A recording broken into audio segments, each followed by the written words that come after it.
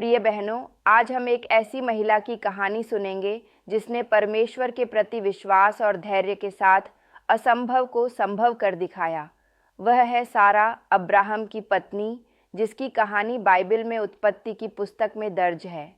सारा का जीवन हमें सिखाता है कि परमेश्वर की प्रतिज्ञाएं कभी विफल नहीं होती, चाहे परिस्थितियां कितनी भी कठिन क्यों न हों। आइए सारा की कहानी शुरू करते हैं। सारा, जिसका मूल नाम साराय था, ऊर नगर में रहती थी। वह बहुत सुंदर थी और उसकी शादी अब्राम, बाद में अब्राहम से हुई। उत्पत्ति 11:29-31। जब परमेश्वर ने अब्राम को बुलाया और कहा, अपना देश और परिवार छोड़कर उस देश में चल जो मैं तुझे दिखाऊंगा। उत्पत्ति 12:1।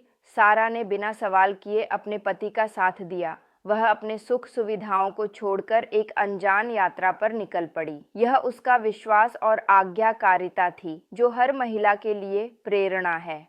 सारा ने दिखाया कि जब हम परमेश्वर की योजना पर भरोसा करते हैं तो वह हमें हर कदम पर संभालता है।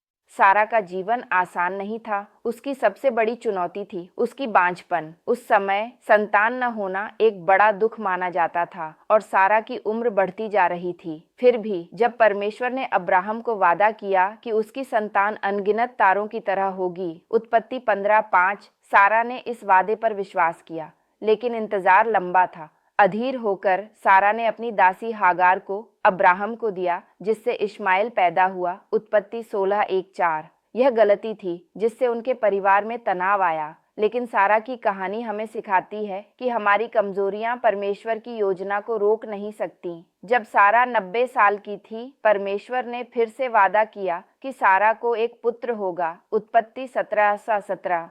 सारा ने हंसकर इस पर अविश्वास किया, क्योंकि यह मानव दृष्टि से असंभव था। लेकिन परमेश्वर ने कहा, क्या मेरे लिए कुछ भी कठिन है? उत्पत्ति 18:14। ठीक समय पर सारा ने इसहाक को जन्म दिया। यह चमत्कार सारा के विश्वास और परमेश्वर की विश्वसनीयता का सबूत है।